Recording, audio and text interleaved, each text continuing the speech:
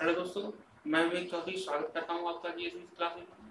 दोस्तों, आज का हमारा टॉपिक जानवरों की संख्याओं पर आता है, जिसमें हमें जानवरों की सिर और पैरों के बारे में दिया गया होगा, जिससे हमें पशु और पक्षियों या व्यक्तियों के बारे में बताना होगा कि किसकी संख्या कितनी है।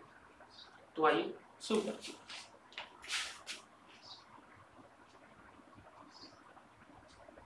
दो पैर वाले जानवरों की संख्या और एक होगी चार पैर वाले जानवरों की संख्या। दोस्तों, यहाँ पर मैंने जानवर लिखा हुआ है, यहाँ पर पक्षी आ सकता है, व्यक्ति आ सकता है, कुछ भी आ सकता है, पर यहाँ पर एक कॉमन वर्ड ले लिया मैंने जानवरों, क्योंकि अधिकांश ये क्वेश्चन जानवरों की संख्या को लेकर होते हैं। हमें सिरों की संख्या दे रखी होगी, सिर और पैरों की संख्या दे रखी होगी। दोनों कंडीशंस में हमें अंतर क्या है, इसके लिए मैं पहले दोनों फॉर्मूलों को लिख देता हूँ। यहाँ पर सिर और पैरों की संख्या में अंतर किया जाएगा। तो यहाँ तक इस फॉर्मूले में कहीं भी कोई भी बदलाव नहीं। तो बदलाव कहाँ पर है वो आप देखिए। जब दो पैर वाले जानवरों के बारे में पूछा जाए तो सिरों में हमें 4 का गुणा करना है, और 4 पैरों वाले के बारे में पूछा जाए तो सिरों में हमें 2 का गुणा करना है। तो आइए पहला क्वेश्चन लेते हैं।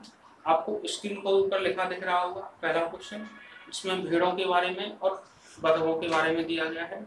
सिरों की संख्या जहाँ पर 80 दी गई है और पैरों की संख्या 260 दी गई है। इसमें हमें भेड़ों की संख्या पूछी गई है, तो हम भेड़ों की संख्या निकालेंगे। जैसा कि फॉर्मूले में बताया गया है कि 4 पैर वाले जानवर के बारे में पूछा जाता है तो हमें सिरों में 2 का गुणा करना है। तो 2 गुणा 80, अंतर का निशान 260 बटे 8 दूनी 16, 160 और 260 का अंतर हमारा आएगा 100। इसमें 2 का भाग देंगे तो हमें मिलेगा 50। भेड़ों की संख्या 50 है। अगर बतखों की संख्या पूछी जाए तो 80 में से 50 घटाएंगे 30 बतखों की संख्या। आइए हम दूसरा क्वेश्चन लेते हैं, जिसमें भैंस और गौ के बारे में लिखा हुआ है, जिसमें लिखा गया है कि सिरों की संख्या के 2 गुने से 24 अधिक पैर हैं। तो दोस्तों, यहाँ पर एक कंडीशन दे दी गई और हमें भैंसों की संख्या के बारे में पूछा, तो हम निकालेंगे भैंसों की संख्या के लिए हमें क्या करना होगा। ये 4 पैर होते हैं भैंस के, तो सिरों की संख्या में 2 का गुणा करना होगा।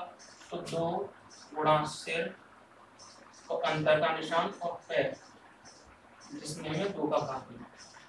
तो क्वेश्चन में हमें कंडीशन दी गई है कि सिरों की संख्या के 2 गुने से 24 अधिक पैर हैं, जो कि इस कंडीशन को फॉलो कर रहा है। तो हम 24 ऊपर रखेंगे और 2 का भाग देंगे, हमें मिलेगा 12। तो भैंसों की संख्या है 12। आइए हम अगला क्वेश्चन लेते हैं, जिसमें सिरों की संख्या 81 है और पैरों की संख्या 234 है, और हमें बतखों की संख्या के बारे में पूछा गया है। तो आइए बतख, जैसा कि आप जानते हैं बतख के 2 पैर होते हैं, तो हमें सिरों की संख्या में 4 का गुणा करना होगा और अंतर 234 जो कि पैरों की संख्या है। 81 का हम 4 में गुणा करेंगे तो हमें मिलेगा 324, जिसमें से हमें घटाना है 234 और 2 का भाग देंगे, जो कि ये अंतर है 90।